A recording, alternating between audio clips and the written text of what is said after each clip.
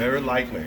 And then I blocked it down with 220, and now shot some primer on it. And now I'm gonna, the primer, I already hit that with some 220 paper. I'm gonna hit it again with some more using this. I cannot find mine. We're two working here. My son is not here right now, so I don't know what happened to the soft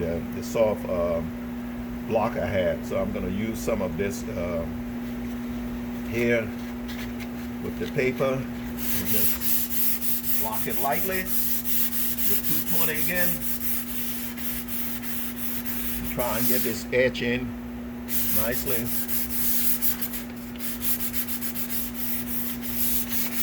And once that's done,